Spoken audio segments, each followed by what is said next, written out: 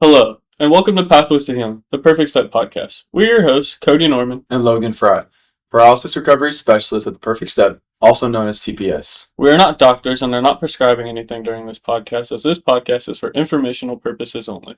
However, we are providing knowledge and experience that we have gained from working for years with clients in the paralysis community. The guests on this podcast include experts in their respective fields or members of the paralysis community in their own right. Suggestions and advice that we share may affect each person differently, as not one injury or diagnosis is the exact same. Welcome back, everybody, to Pathways to Healing. Thank you for joining us on another episode. On tonight's episode, we have on Christian Arteaga.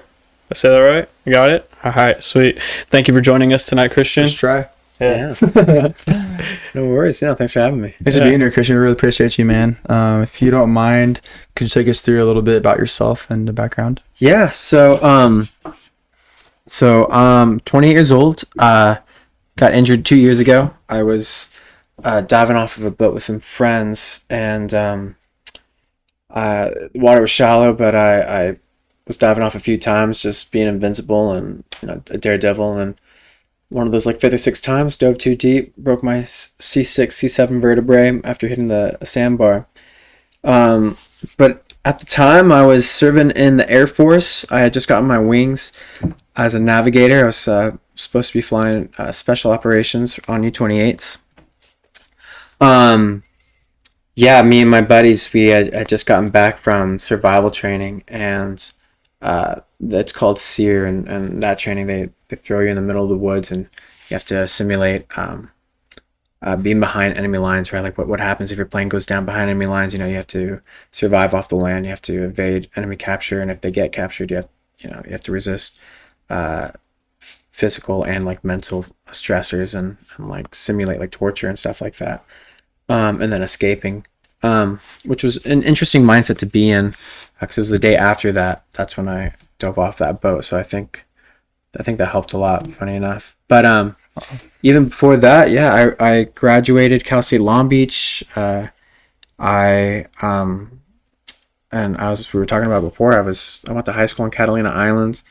So just a full diverse lifestyle, and I think that's really brought together just such a, I think with a diverse lifestyle that really brings an adaptive lifestyle from that, and I like to think that that's probably helped out a lot with this injury. Definitely. So you graduated, you just saying earlier at Catalina, your class of 500 people, right? No, a class of 50. 50 people. The whole K through 12 in Avalon was about 500 to 600 kids total. Okay. Wow. Okay, gotcha. It's just my graduating class. Yeah, 50 kids. That's awesome. That's crazy. And then you graduated there. What was your major at Cal State Long Beach? So I did biochemistry. Okay. I had hopes of becoming a physician assistant. I think after high school, and they won't, the whole family's like, well, what do you want to do? What's your career path? And honestly, I had no idea, because on the island, I was just busking for money, where I was just out downtown with a guitar and with a tip jar, and just singing away and just doing that for fun. And that was going really well, and then it was time to choose a career path, and I didn't want to do music as a career. I've always loved it as a hobby. So my family thought maybe something in the medical field would be cool, because I loved helping people. I loved serving a cause greater than myself.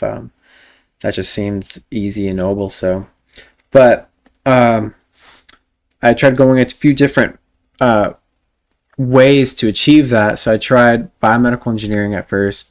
Engineering was, I think, too hard for the first couple of years. And then I switched over to biochemistry. And then from there, a friend recommended joining the Air Force, just because they help pay for college. There's a lot of benefits and a lot of good opportunities in there. So I joined the Air Force from there, joined ROTC, and but the ROTC, or some of the staff there, was just like, you should really try aviation. You should try being a navigator, and I think that would suit you. And I was always just a go with the flow kind of guy, so I was like, yeah, let's go for it, let's try it. And went for that, and I loved it ever since. And yeah, so got my wings as a navigator, and that was pretty fun, flying and training and all that. What was your experience like as an ROTC? Yeah, it's Southern Cal. ROTC is very the culture is different depending on really the school you go to. If you go to probably a Southern chapter, you're probably going to get more of a traditional, I think, militant culture. I think in my head, at least from my experience being in Southern California, it seemed a little laid back. I don't know. I don't want to speak for all ROTC across the country. I think it just really depends on the detachment, the staff, and then the cadets that are pretty much leading the operation. They really try to leave it to the cadets to kind of lead their own ROTC sessions. But I liked it. I think I really enjoyed the friends that I made. The camaraderie was a huge part of the military that I really loved. And just really being able to connect with those people, with like-minded people. So yeah, some of the best friends that I made were out of that. I'm still friends with them today. I still keep in contact. It's been awesome. I do want to rewind a little bit because you were talking about the survival training. Yeah, sure. And how you were going through that whole experience, and then the next day is when you had your accident. How long was the survival training? And you mentioned that you thought maybe being in that survival training put you in a positive mindset or a better mindset for when you actually went through your accident. Can you expand on that a little bit? Yeah. So SERE training, SERE, right? Survival, evasion, resistance, and escape. Their main mission is so that every person who, if they get caught behind enemy lines, is return home, and not just return, but return with honor, with that mindset of being able to resist any intense interrogation and stuff like that, right? Just so you come home and you didn't do anything to compromise your own integrity or the integrity of our country. And a lot of the training, a lot of the things that go into that training is to prepare you not to be able to withstand or endure, but to at least understand that you can endure more than you think you could. And to be able to put yourself in a mindset that can be resistant, that can be resilient, and adapt to whatever harsh environment that you find yourself in. So with that, coming back home already, again, I was just automatically still in that survivalist mindset, and that mindset that really was just feeling pretty good about myself. Wow, I just overcame a lot. I just overcame a lot of stressors that I never imagined myself going through. But coming out on the other side of that, knowing that I can, go through and withstand and endure a lot more than I thought I could. And so, so the day after getting on that boat, and, that's why we were just having fun and just decompressing, you just felt again, it was the kind of day that made you feel invincible. And so when I was diving off that boat and found myself, face down in the water, couldn't move anything except for my arms, but I couldn't even lift my head to breathe.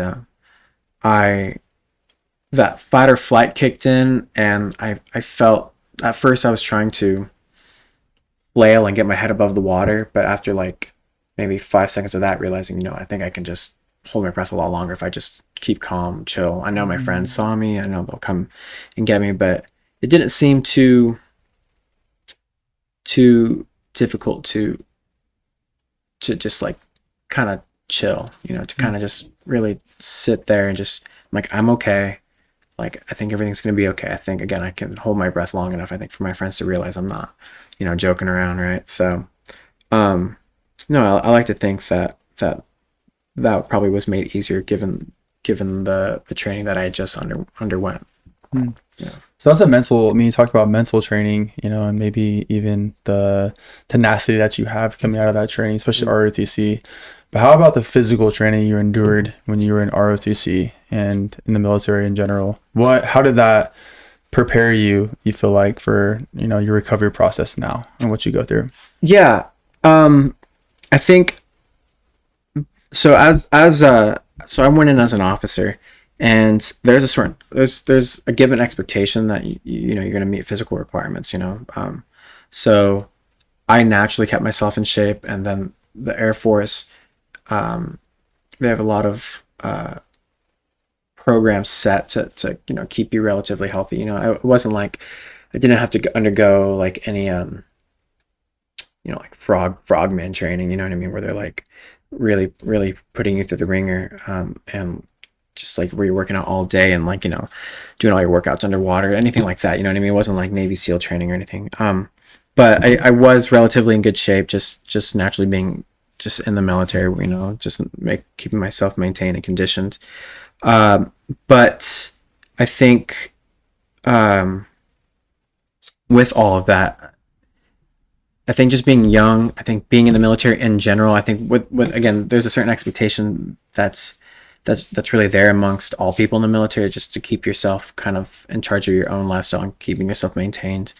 That I like to think helped me in the sense of I had that natural grit to bounce back. There wasn't any part of me that felt any doubt or any sense of wanting to give up or just to like be stagnant where I was. I've always had this mindset to get better, get back, and to keep going. So I think that's always just kind of been there and inherent, not necessarily like put into me, but I think that was just part of the lifestyle already. Yeah. Does it come from how you're raised, you think, or your experience as a child, or are you an athlete? Where does that come from, originate from? Yeah, I wasn't too into sports. I think I was just always active. I guess it's always been kind of inherent. I've always had this desire to try new things. I've always had this affinity to staying active, to getting out there, to trying. Right? I was skating, I was surfing, I was trying living on Catalina, especially that culture is huge on trying new things, at least things that I didn't necessarily grow up with all the like the fishing and getting out with the water being right out there. So I had a little bit of that too, growing up in Long Beach, again with the surfing, and going up to like Big Bear and like skiing and snowboarding and stuff like that. So I've always loved the active lifestyle. So I think that's always kind of been there. And I don't know if that's just like a Southern California, because when you have like the ocean right there, the desert, the mountains, right, the islands, everything in that 3-hour radius, I think it's, at least for me, it's kind of hard to just want to stay inside and do nothing. So definitely, yeah, you're more inclined to go outside and do a lot more, take a lot more risk, and yeah. So I think all that was there. I think getting injured after that, nothing's changed. Since my injury, immediately I was like, I want to get back to skiing. I want to get back to surfing. I want to get back to these sports, and I have, right. I've tried everything from sled hockey to rugby to cycling to even like skating in the wheelchairs and all that good stuff, and I loved it. So I do think there's a bit of a difference, right, between being willing and wanting to try new things and embracing adversity. I think that's something that you talked about a little bit with what your experience was like when you did join the Air Force. Was that something that you felt like you grew as your experience grew in the Air Force? Or do you think the embracing adversity came from something in your youth? Yeah. I think with all these things, I feel like it's always been a little bit of both. I think it's one of those, like, I don't know, like what came first, the chicken or the egg? And it's kind of hard to tell, because there's a lot of things growing up that led me to joining the military, just because I think those things were already I kind of already had a predisposition for, that made me a little bit more having, what's the word, kind of already having that culture, to that military culture, whatever that was. Like, if it was the things that I liked about the military was the structure, it was the camaraderie, it was the active lifestyle, it was I didn't have to think too much for myself as far as the when and the where. Like, it's like they'll send me to different places, and I don't have to think too much about that. Just tell me where to go, when to go, and I'll do it. And as long as with this sense of guarantee that there's going to be like adventure, there's going to be the structure, there's going to be the stability for on the financial side, on the benefits side. So all that I was kind of attracted towards already. And everything that kind of led up to that, I guess was already there, but everything, and I guess that was fostered and probably more reinforced while I was in the military, that things like that adaptive mindset, because I felt like a go with the flow, flexible guy, but I think that's what made me do so well, in ROTC and in the military, because, it's stuff that was already there, but they just were able to kind of enhance and build on, and I think, yeah, those qualities definitely came out even stronger, and then even now since the injury, I think those qualities are already there, but now since my injury, I think those qualities have even been even more refined, you know, since then, that active lifestyle. Just now I'm taking a lot less for granted. I'm like, now I even want to be more active because of that wake up call. Just like, oh dude, you know, like I just lost my legs and I almost lost my independence, Right. but now I'm not willing to lose any more before I do all the things that I still want to do, and I'm just happy that I still can do all these things, right? Like sports and travel. Welcome to the Be Perfect Foundation, a beacon of hope for those living with paralysis. We're a nonprofit organization on a mission to make a difference in the lives of hundreds of fathers, mothers, siblings, and friends. We provide direct financial and emotional aid. From medical necessities to guidance and support, we're here to help individuals on their road to recovery. With nearly $10 million raised and a 100% volunteer staff, your support goes a long way. Visit BePerfectFoundation.org to donate or find out how you can get involved. The Be Perfect Foundation, changing perceptions daily. Yeah. You want to talk a little bit about your personal recovery experience? You can go into as much depth as you want, but one of the main things I wanted to touch on was, I'm sure this came way later, but I know you had a personal experience with like an exoskeleton and you got to be a part of some studies and stuff like that. But as much as you want to share. Yeah. So when I got injured in May 19th in 2023, I spent the first week or two in the ICU in Florida, just like in the local hospital there. And then from there, they were ready to, right, the first questions they asked, like, you know, where to next? And they're like, can we send you home? Or are you going to go to a rehab place? Which was pretty overwhelming for me. I think the default for me would have been like to the closest VA. But my grandfather, I'm glad that I had him there, but he was able to kind of, he was like, no, we need to ensure that whatever the next care is going to be the best, right? We want to make sure that you get everything out of your active military insurance, because the VA is always going to be there, but let's make sure that we get everything before that. And so one of the things we looked into, right, a lot of the big rehab facilities in the country, at least for the acute care, is going to be like Shirley Ryan, Craig, and I think Shepherd. Those are the kind of the three hot ones that kept coming up. So we went with Shirley Ryan in Chicago, and which is like, my grandfather was saying, like one of the top acute rehabs in the country. And from there, really seeing the whole world, because I didn't know any of this existed, right? The whole world of adaptive technology on both sides of for inpatient and outpatient, anything from, like you guys are aware of, like the FES bike, exoskeleton, all these like clinical trials, studies, stem cell research. I mean, there's so much out there. I mean, because I had no idea. I've never met anybody in a wheelchair like really like myself. Like I've never met anyone with a spinal cord injury growing up. So seeing all that for the first time was super overwhelming. But again, my lifestyle was very go with the flow, whatever's out there, whatever is available to me. Yeah, sure, let's go for it. You know, I think only hesitant on things that are like really experimental, because I'm like, okay, I don't, if it's one of those things that's like, hey, there's a 10% chance, you know, you'll lose everything else, but like, you know, those like weird, probably ones that you probably go like out of the country for and do something like shady, like real, like I don't think I'd do that, but or like maybe even like Neuralink. That was kind of a thing that I probably would be hesitant on because it was so new at the time. I was like, I don't know if I'm ready for a chip in my brain. But all this other stuff was so cool to experience as part of my physical rehabilitation, and just really throwing myself at any opportunity that came my way. So one of the first ones was the FES bike, which was awesome, and then the exoskeleton, and even to like on the more advanced side of things, when I really got to outpatient, was trying out like smart homes and all the technology just from like living everyday life, from like smart fridges, smart showers, you know, all the to whatever extent that like Alexa can go with Amazon, where you're just like, Alexa, turn on this, turn on that, and it's like opening shades and it's getting the coffee started. There's definitely a lot out there that was super cool. But I got to spend that first year in at a place called QLI. So after Shirley Ryan, I was there for a month until they were ready to send me home. And then my grandfather again was back at it with like, oh, let's see if we can get you somewhere else in a subacute care somewhere before going home, because I wasn't ready to go back home after a month. I just like most people. That's kind of the most time most people get is like a month in these places.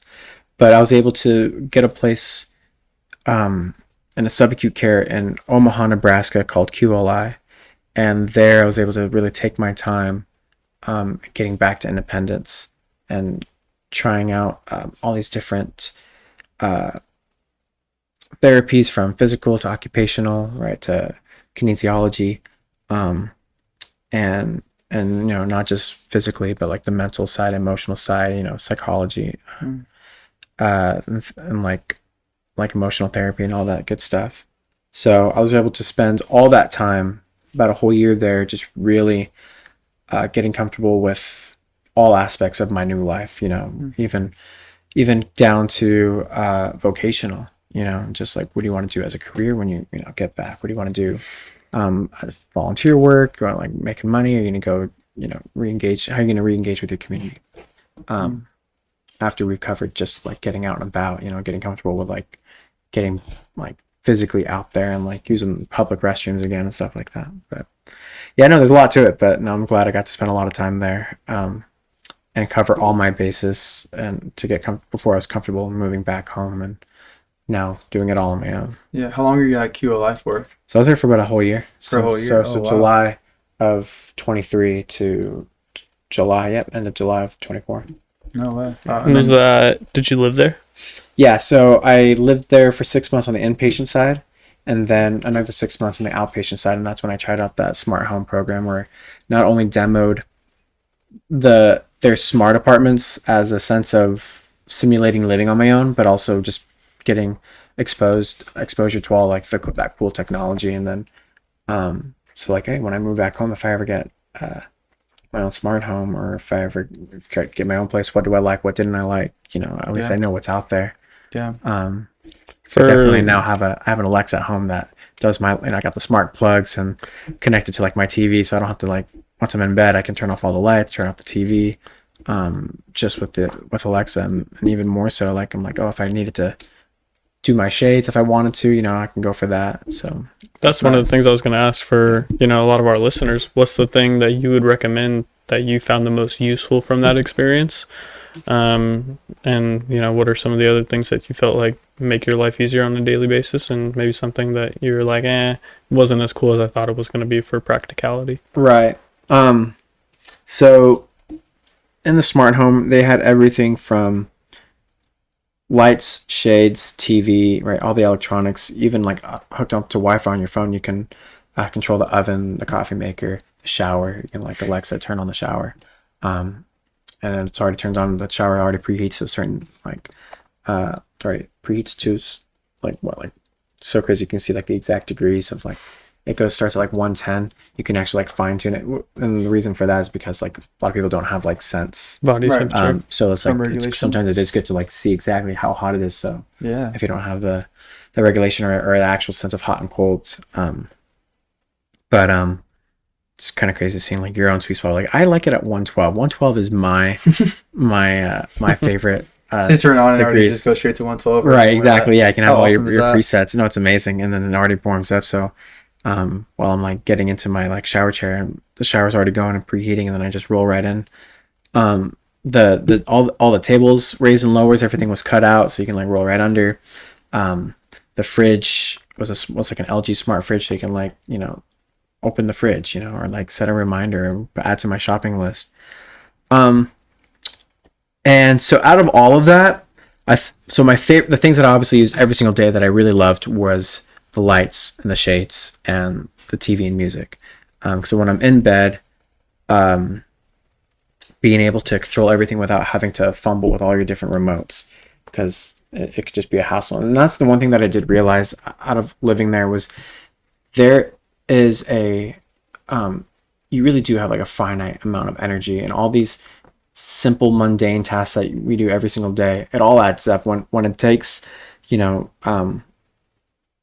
like an extra few minutes to like fumble around with remotes than it usually does. I mean, at the end of the day, things that you do on the daily, like when it comes to blinds, when it comes to turning up the volume, when it comes to turning on lights and having to like get in and out of bed to do certain things, that all can become taxing, because I found like even though I can do each of these individual tasks, it became a matter of like, do I really want to spend this much time doing all these individual tasks that by themselves are pretty easy, like flipping up a light switch. But when you're in bed, you're like, am I really going to get in my chair and go over there to the light switch to flick it back on or off? You start kind of neglecting certain tasks, or at least I found that's what I was doing. Just like, I will just be lazy and not do that today. So it all adds up. And so I loved the lights. I loved the shades. Those are things that I did every day. Things I think that became on the excessive side were things like the fridge. I'm like, I get by at my own home, just like opening my fridge and closing, like certain things just what wouldn't be worth the cost, to like energy or quality of life, whatever ratio, give and take. Because that's really what it comes down to. Is like, am I really going to spend this much money to like save a few seconds or save just a little bit more energy? Right.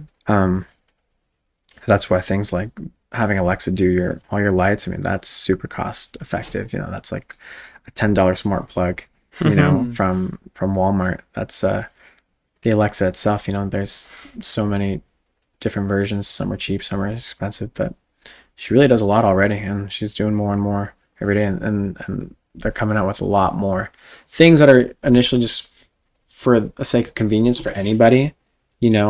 I've realized have already made a huge difference, and they probably didn't even know when they were making stuff like that at the time that the difference it makes in like the lives of people who are like less dexterous, right?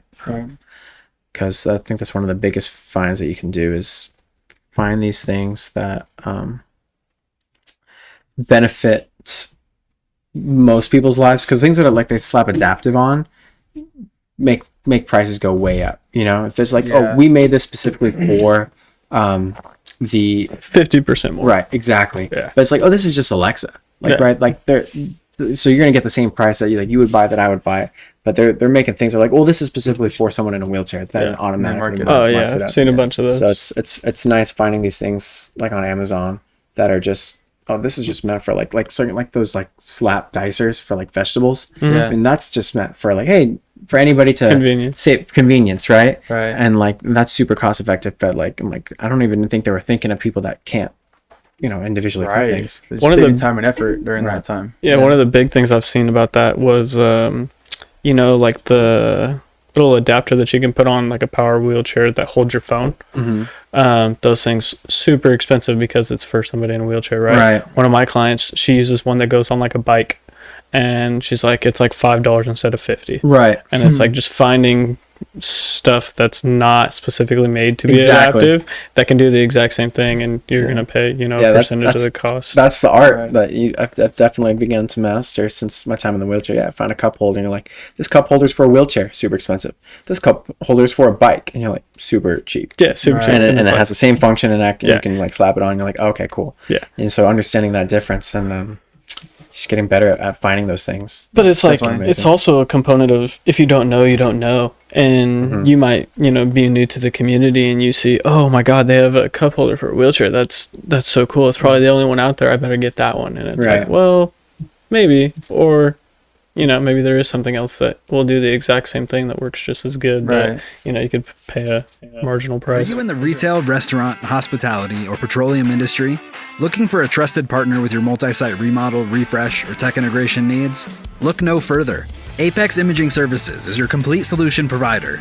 With over 7 decades of experience, we're experts in everything from general contracting to cutting-edge tech solutions. Visit apeximagingservices.com to learn how we can transform your business, increase efficiency, and elevate your brand.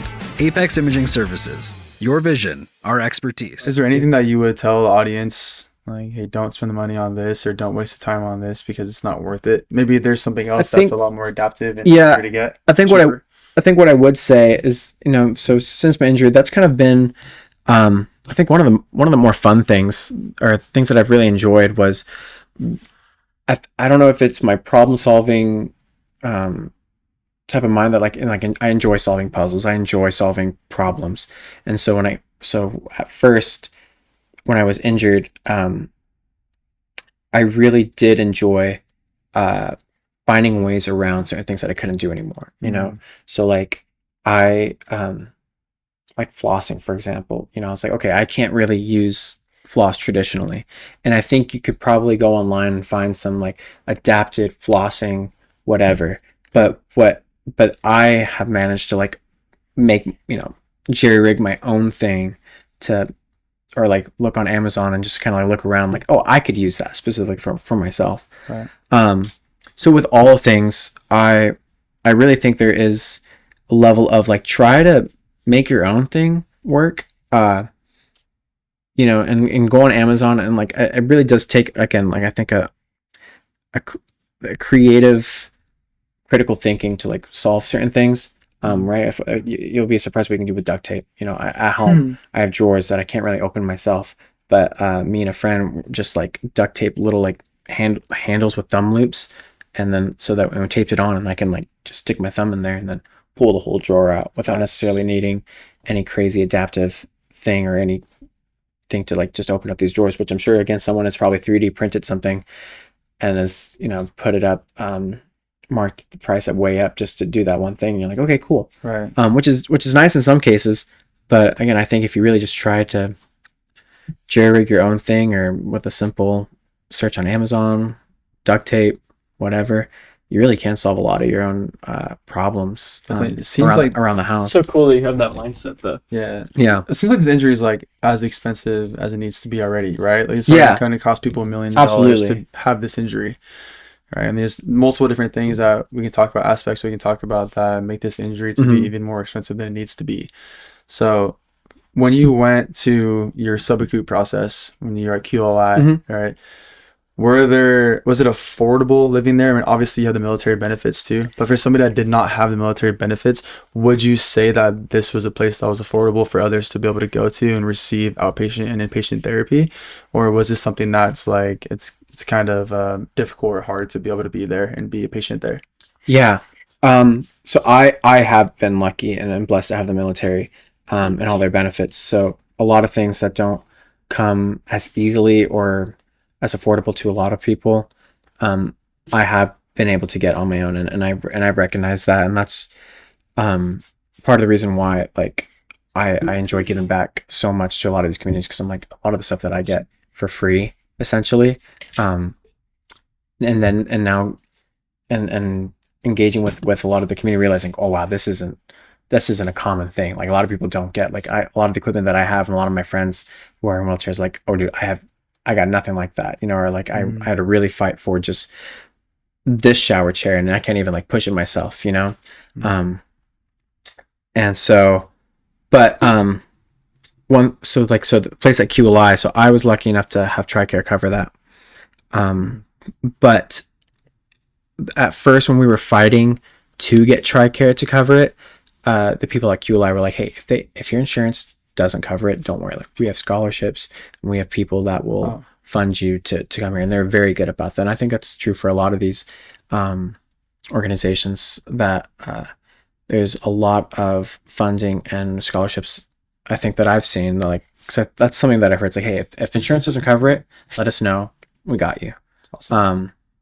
I don't know as far as the time, because I was able to spend a lot of time there. And again, that's not something that people get. I think that's because of my insurance at the time. But again, QLI specifically was pretty good at like, hey, we will do what we can to make ends meet. You know, if we see that you are still progressing, you are working hard every day, that you are benefiting from this, of course, we're gonna do whatever we can to have you stay. You know, awesome. You know, obviously you can tell the difference between someone who's just like freeloading or just not really motivated to work out anymore. It's like, hey, if you're not really benefiting from this much anymore, then of course, you know, naturally let's find you the next best thing. If that's ready to go home, we'll have, you know, so we can save a bed for someone who really needs this right now, you know.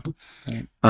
But I think I found, a lot of places do really well in trying to make ends meet for the people who really need it, you know. Definitely. So you went through your whole recovery process, and you said a part of that was figuring out what you wanted to do next. Mm-hmm. What sparked your drive or motivation to want to be a motivational speaker? Yeah. So when I got back, my grandfather, who I mentioned So he's been a pretty key mentor, especially since my injury.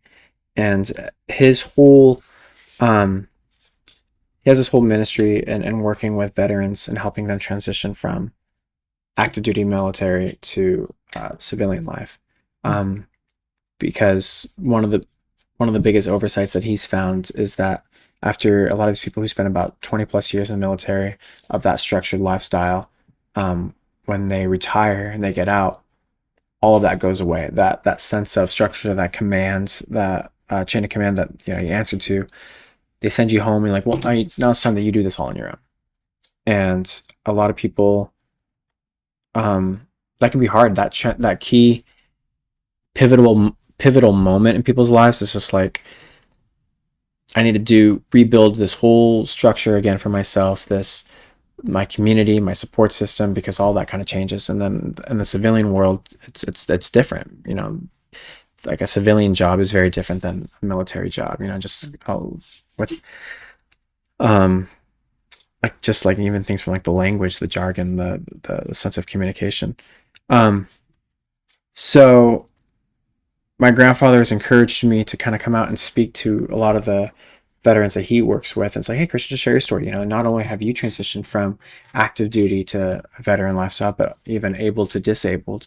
And you have worked hard to rebrand yourself and repurpose yourself after injury, because you had everything set up. You had the next 20 years of your life planned out. You're like, I'm going to be an aviator. This is what I'm going to do. I'm going to serve my country. I have my pay set up, my benefits set up, everything prospectively already in line for me. And all that was gone, right? After one mistake, after diving off a boat, after a second, it's like you're in the ICU and all that's gone. And it begs the question, now what? And so being back and working on that myself, and he was encouraging me to share that story with the veterans he's been working with. That felt very fulfilling. That felt very natural. And I felt like I really made an impact on those people, that I initially shared my story with. And then slowly, that audience has been expanding, and I've been finding myself in more situations like that. Even like, so like that truck that I have that with all the adaptations, when I'm in a parking lot, that turns a lot of heads. That has people kind of come up to me and like, hey, tell me about your truck. And that leads to, how did you get this truck? That leads to my injury and my story. And so I'm having these like parking lot talks with just random strangers. And then after like 10 minutes of that, like, wow, dude, you just blew my mind. I feel very inspired. You're a young guy. You're motivated. That's awesome. That made my day. Thank you. And those little talks, at the DMV or at the grocery store or wherever, again, are very validating. And I feel very fulfilled that I can like inspire people, even just from a small 10-minute conversation in a parking lot to being on stage or in front of an audience. So that's encouraged me to really want to invest in that, because it's like, if I have a gift for speaking or a gift for our public speaking, or just have a story that's worth telling that keeps people engaged, because I don't think that like my story is anything particularly special, especially like relatively speaking, because there's a lot of people that are going through a lot more, or like are going through worse injuries, that are doing way more than I am, and that I think is like way more inspirational. But if I can be anything, I'd like to be a mouthpiece and speak on their behalf, or even on themes that are universals. Because it's like, hey, when I'm talking to people about my injury, I'm not trying to tell them like, hey, like, look, I've gone through way worse, so that means you have no excuse. Like, that's not the message that I want to spread. The message that I want to spread is that, hey, we all have these obstacles that we face. We all have challenges. Some people's are hard, some people's are harder. That's fine. But the point is to keep pushing past that. And, despite whatever you're going through, And so with all of that I feel a calling towards continuing, this pathway of speaking more, and just, again, sharing my story and trying to reach as many people in hopes to inspire them any way that I can. It's incredible, man. That's awesome. Thanks. Yeah. It sounds great that like you've been able to talk to people one-on-one in parking lots of grocery stores or restaurants, right, or whatever, and then you're able to transfer that into talking to whole audiences and right, move hundreds of people that are in the audience. It's really cool that you're doing that. Do you feel like you've always kind of had a calling for being able to speak to an audience? Like you've always been kind of a good public speaker? Or is that something that you've taken on since you became injured and now you want to shed light on your story? Yeah. No, funny enough, I've never been a stranger to the stage. My grandmother growing up put me in acting as a kid. So I was like in like little commercials here and there as an extra, just doing a bunch of just like small, acting gigs. I've always kind of had, I guess, a craving for attention growing up too. And then when I got into music I was doing I was singing for my church, like on the choir. I was singing on Catalina right when I was busking, playing downtown. I was playing small gigs, just me and my guitar. And then I got into theater in high school and even middle school. So I've always, I guess, had this general, whether it was acting or music or speaking or whatever, like I've always kind of been, again, no stranger to the stage, and I've always had a love for performing. And so I think that's made speaking, pretty easier. So I've never had like stage fright, right? I've always kind of had that general stage presence, I think, just from growing up. And so I think that's made it a lot easier. But this is the first time I think I've spoken in this capacity about like my story. It's something that was less performative and more just like, hey, I just want to have a conversation and just tell you about what I've gone through. And again, I hope that it's inspiring. You're going to reach a large audience. Yeah. The podcast, and we appreciate you being on. Yeah, thank you.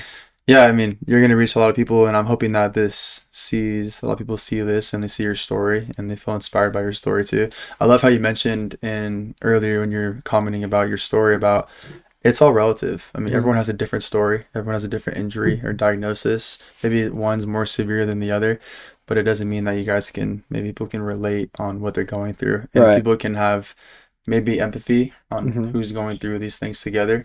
Maybe some others have sympathy, and it just depends on what you're going through. It's all different, but it's awesome that you're shedding your light, because there's going to be a lot of people that you're educating and that you're showing like, hey, you're not alone in what I'm doing. Yeah, you're not alone in what you're doing, and you can kind of show them like, this is the path that I'm taking, and maybe you can persuade them into taking a similar path.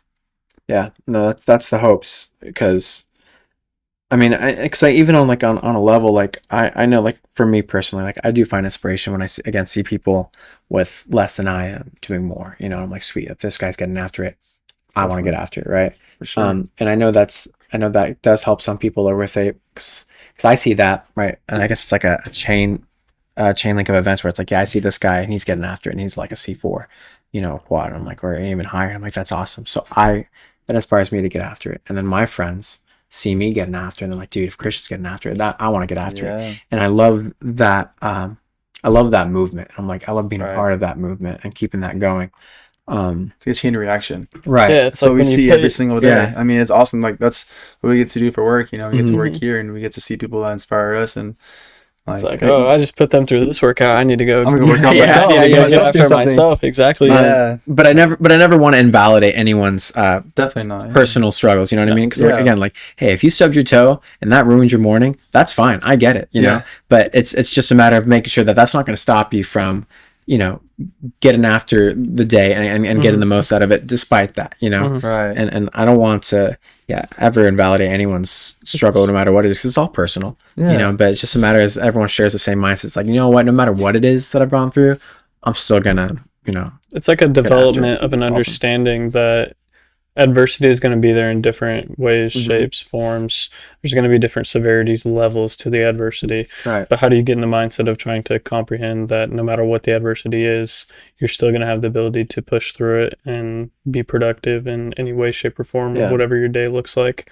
And it seems like you have a really good mindset on getting past the adversity and trying to push forward and keep doing more things, which is obviously a very beneficial mentality when it comes to being a public speaker and trying to motivate others to get things done. Welcome to The Perfect Step, a beacon of hope for those living with paralysis.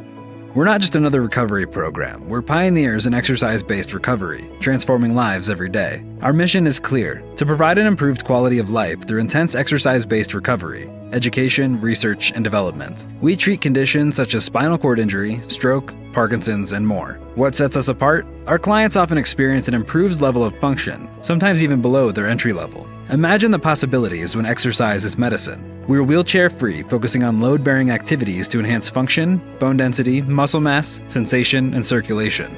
And it doesn't stop there. Our clients often reduce their medications and complications. But we're not just a program. We're a community of support. You'll meet peers who understand your journey, along with specialists dedicated to your recovery. Visit theperfectstep.com today and take the first step toward hope, health, and healing. The Perfect Step, where recovery begins. If you had to give a piece of advice to somebody who was newly injured in a way that can help them create that type of motivation for somebody who might be thinking that, this adversity is something that maybe I can't overcome, what would you tell them, or how would you try to motivate them? Yeah, I think one of the biggest things for me, at least when I was in Shirley Ryan in Chicago, they had a whole peer mentorship program, so they had a young guy named Will come in. He was about like 25, and he just told me his story, right? He just told me how he got injured. He got injured, I think, around like 19 years old. He was like cliff diving in Thailand. But he was like intubated. He was in a coma for like the first 3 months in Thailand, in a Thailand hospital. Wow. And I guess like I don't know if their protocol or the way they go, their healthcare system's different, obviously, than ours in certain ways. But he had like pressure sores and stuff like that. So when he finally came back to the States and got back home and got it back into like in an American hospital, he was like, he was being in that coma. He had a lot less, right, with the atrophy, didn't have any sense of. So you had to start from, I guess, I want to say like more from scratch or just from less. Anyways, but there he was in my room, like independent, and he was motivated, and he was talking to me, and he was happy to share his story. And so just from all that, I was just like, that's that first sense of like, dude, if this guy can get to where he is today, then like I felt a sense of relief and inspiration. Like, okay, cool. Like I'm gonna be fine. This guy's had it a lot worse, and he's still here today, like chilling, right? I'm like, cool. That's how I know I'm gonna be chilling. And that's again what inspired me to. I want to do that for other people. I want to ensure people that you're gonna be okay. At least the best that I can. It's just me showing up and showing you what I've done, how far I've come with what I've got. Maybe I can inspire you to do the same, right? In that sense. So That's awesome. So to other people, I would encourage them to be that, for their community. Like, again, I want that to be that movement. I want to be a part of that movement where we're all just constantly building off of each other, inspiring each other, and then showing each other that we're not alone. There is a whole community, and I want to engage in that community as best as I can and keep expanding that and keep recruiting people into that community and just ensuring that they're not alone. And so if I light a fire in someone, I hope that continues and they light a fire in someone else. And, just like, Will and other people before me have lit that fire within me. So, anything to keep that fire going, like a wildfire, and keep spreading that. Keep spreading. Yeah. Is there any upcoming events that you're going to be speaking in, or is there anything coming up that you're looking forward to? Yeah. So I've lined up. I am. So I'm going to be speaking at. I'm going to be visiting some places like Los Padrinos Juvenile Detention Center. Just talking to these kids who are working towards getting a second chance in life, and so I'm just going to go talk to these kids, spread some love. Just simply sharing my story in hopes that I can inspire them, and also just sharing themes of transition and the importance of purpose. Because again, when you getting back home from anything, from one big major environment with structure to like not that, if you're back home, sometimes it's hard to keep that momentum going. So I just want to encourage that to keep building on that rehabilitation, right? It doesn't just end when you leave that whatever environment. When you get back home, you want to keep that going. So I'm going to be talking to these kids, and then also I'm going to be talking to some other kids that are going through. They're on the mends of like they're high school dropouts, and then they're getting integrated back into the school system. You know, again, their own second chance of like, hey, let's get you back in high school, let's get your GED, and I want to just go and just share my story with these guys. And I think those are the two big ones coming up. But also, my mom likes having me speak for her school. She's a teacher at a few places, so she's like, "Can you come speak to these kids?" Nice. Any opportunity. They also want me to show them my truck. They're like, "Dude, just drive up on campus, Yeah. drive up on the playground, and just open the kid door." That's That cool. that gets all the kids' attention, and then just tell them, you know, spread some awareness, to share your story, and Yeah. tell them what you've gone through, and tell them to be cool, stay in school, don't do drugs. You know, just the basics. Anything to get their attention, and then just give a little tidbit of inspiration wherever I can. Yeah. Yeah. That's fantastic. Well, you said you're 2 years post, correct? Mhm. How do you feel like you've been able to have such a good mindset 2 years post? Like, what do you feel like has been your main motivating factor to be able to get back out there and speak to people and motivate others? What's helped you to motivate yourself only being 2 years post? Because 2 years, it sounds like a long time, but it's really not that long of a time to be post injury. So the fact that you're doing all of this is amazing. And what's been your biggest motivator to go back out there and to be able to be ready to speak for yourself? Yeah, I think that big one is that sense of purpose. Even if you feel like you have everything kind of going for you, like oh, I'm taken care of, I'm fine, I'm in a good place in life. You know, no matter what it is, if you don't have like a sense of purpose, it's kind of hard to find that why in your day to day. Even if everything is good, you're fed, you have a roof over your head, but if you don't have like a sense of why, it's hard to find motivation to even like leave the house. And so with me, the first week back home from QLI in bed, I was already kind of in that sense. I was kind of falling into a sense of depression because I didn't have to do anything. I didn't have to work. So that sense, for a lot of people, that sense of why might just be like, I just got to get this money, got to pay rent, and then in hopes to start a family one day. And, you know, that was my why at first. That's why I joined the military. It was just like, cool, I got this going on. I'm working towards a family. You know, I'm working towards an end goal of retirement, and that's and then I'm serving my country, right? So it's like, but then having all that gone, it was so easy to just be like, well, why am I going to get in my chair? You know, why am I going to get back to, in rehab, it was get back to independence. And I got back to independence, and I felt like that was a huge milestone. And then even then I was like, well, what am I going to do with all this independence that I just re-achieved? Right. So that why, that purpose, once I found that made things a lot easier.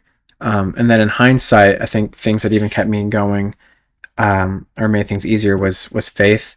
You know, and I know we're talking about like, I'm not trying to talk too much about like religion, but for me personally, faith in God, faith in myself, and then faith in my community. That really helped a lot. Like those are like my core values, right? Because when you have a faith in community that they're there, they're not going to abandon you, you're not alone. That's huge. You know, faith in yourself, that to keep going, to keep that mindset, to keep applying that why every single day, making that decision to get back out there, right? And then faith in God that He's given me all of this to reminding me that there is a life worth living, even past injury. So, yeah. So with faith as core values, and then a sense of having a purpose statement, yeah, I think that's really at its core for any good lifestyle, to at least as a foundation to build the rest on, you know? Absolutely. For yourself, you talked about how before you had the injury, you didn't even really know that this community existed, right? So besides your personal experiences, what would you say has been your greatest educational resource when it comes to learning about the spinal cord community? It could be a book, a documentary you watched, a podcast, YouTube videos, anything like that. But, you know, how did you learn about the community itself? Yeah, I don't think there was any one specific, you know, piece of media. I mean, just going, I feel like I was just thrown in, right? Just going, starting off at the, you know, just the ICU, immediately getting all of that education. I feel like the hospitals that I've gone to were pretty good at just educating me on everything. Shirley Ryan was huge about educating me on spinal cord injuries, right? And just from everything from hygiene to what the new future, right? Everything from like sexual education to health to the community, right? To sports to equipment, everything. They're really good at providing all of that. And I take a lot of pride in seeking out that information because my family was curious too. So in the hospital, getting all of that education and asking for really, hey, like, where can we look up more of this stuff? Where can we learn more about that stuff? You know, and then from there, providing like seminars, webinars, whatever, you know, to join and get more educated on. So I feel like I did a lot of personal research, you know, and like even like being back home, like I use a lot of ChatGPT for like a lot of like health stuff, like, hey, I'm feeling this, or I'm like, is this supposed to happen or is that supposed to happen? Just, and then with ChatGPT having like this whole sense of memory, it's like now whenever I ask questions, like it's like, hey, like I'm feeling nerve pain here or something like that. Like, what is that? What do you think about that? It's like, well, given that you're a C7 spinal cord injury, and it's like, given that it'll give me a lot of education and things to like go from there. Like, you should look into this, look into that. That's so cool. So I love stuff like that. But yeah, I don't know if I've had any specific piece of media. But now since my injury, I've recently been getting more connected with Triumph, and I just became an ambassador for their foundation too. And they have a lot of good Great. literature that they provide too. And so they like have been trying to join their peer mentorship movement, and like they give out like, again, like a whole care package in a backpack that has a lot of education and literature and stuff like that. So from there it looked like oh wow, yeah, like reading through all that, I'm like, everything that I feel like I've gotten over the past couple of years, they do a pretty good job of having all that in one consolidated form. And then again, I really do think it comes down to the individual too, to continue that research, continue that that knowledge seeking, because there is so much and there is a lot to cover, and it's a whole new life that you really need to you have to understand things, right? Because you have to reconfigure your whole lifestyle, just from hygiene to how you engage with the community, how you engage with yourself, how you brush your teeth, how you feed yourself, how you use the bathroom, how you drive, how you get back into going to work, what that looks like, So yeah, it can be overwhelming at first, and which I was at first, but I was really happy to slowly get the hang of things day by day, and you just get better at other things. You don't have to master things at first. Some things just take repetition, practice, and then being out and about in the community and making friends that are other people in wheelchair. Then you can like bounce off each other with stories. I still do it today, where you're like, oh, like, hey, what kind of equipment do you use? How has that worked for you? And then thinking like, oh, you know what? I'd like that a lot better than what I'm using. Mm-hmm. And so I'm like, yeah, can you get me connected with your guy? I'm going to ask my provider about that. I'm going to see if I can get one of those, because that's way better than what I'm using. Stuff like that. I have at QLI made friends with a bunch of other young guys who are also in similar injuries that I am, and we're still in a group chat today, and we still like hit each other like, hey, do you guys ever deal with this? Like, does this ever like come up? Like, have you ever like, like, oh yeah, that's happened to me recently. Yeah, this is what I did for that. This is what I do for that. And so yes. I think just being in the community is a huge part. Engaging with people with similar injuries, in similar situations, and just really bouncing off of each other. I think that's a huge part, and at least to start off, to lead you to the right direction, to get on the right path to figuring out more of that. Yeah. Sweet. Do you know of any social media community groups that you can throw out there right now? I mean, I know almost all of us are on social media. Yeah. A lot of our clients are. I haven't hopped on too many. My buddies live and die by Reddit forums. Okay. They love like this, like, dude, the spinal cord Reddit page is huge. And you can like again, because it's all just user based, you're not always going to get like the right answer, but again, you can probably get a answer that'll like give you an idea to like kind of further your search or get a lead on things. That's kind of I think what it is for me. It's like the first place you look isn't going to be like the correct thing, but at least it gives you a lead, you Yeah. know, and a heading to like continue that research, because it's a lot of research, but they're out there. I know, again, like now since my injury, and I'm like, just all these wheelchair influencers, I'm like, oh man, there's so many out there, and like a lot of them are 3D printing stuff, and like I make a bunch of equipment, and I like sharing all that. So following those pages are definitely huge, because they're doing a big part in spreading awareness in just technology, whether it's adaptive tech, sports, events, medical equipment, you know, medical education. A lot of them are doing their part in trying to spread a lot of awareness. And again, it's not always going to be 100% accurate, right? But I think at least with a sense of discernment, you can kind of get a really good heading and a lead on furthering your own personal research on whatever you're looking for. Because every injury is different. You know, maybe that works for them, but every single injury can be so different. That's the thing about any neurological injury, is that it's not any of them are the same. They can be similar, but I mean, your function can, just the slightest differentiation and hand function can make all the difference in independence. Right. So if they have a device that works for them, it may not work for the next guy, even though it's a super similar injury. Yeah. But I think it's always a good place to start if you scroll down those pages. Yeah. Awesome. Yeah. No, I think that's great advice.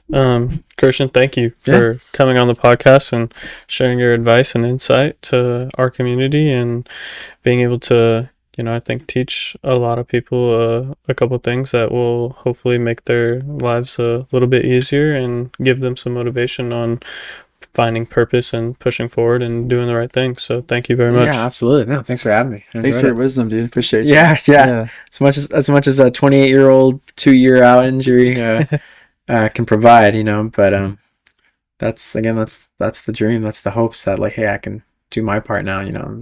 Yeah. Do whatever I can. Hopefully, I don't want to lead anyone astray, but hopefully I can at least lead people down get them started, you know, because again, we're all in a place where, like, is that what I needed when I first got injured? But right. Regardless, I think just being there, I think just showing up, you don't have all the answers, but just showing someone they're not alone, I think that's a huge thing. So at least that is a start. Doesn't sound too bad. Way, man. Yeah. And you're doing it. You. Yeah. And Thanks, guys. We're grateful. So thank you. Appreciate it. Hopefully Thanks so much. Absolutely. Yeah. Yeah. See you soon. Yeah. Can get a workout in. Maybe I'll see you on Catalina sometime. Yeah. Don't tempt us. See you in Avalon. Yeah. I'm ready to go. Bit of buffalo milk, man. Sounds good. Some buffalo milk. Thank you so much for joining us on today's episode of Pathways to Healing, the Perfect Step Podcast. Please remember to like, comment, subscribe, share, and leave a review by clicking the link in the description below. If you have any feedback or topics you'd like for us to cover in upcoming episodes, you can go to our website under the tab Pathways to Healing and fill out the form. We'll be back in a couple of weeks with another engaging conversation about the process community. Until then, stay resilient, keep inspiring, and roll on.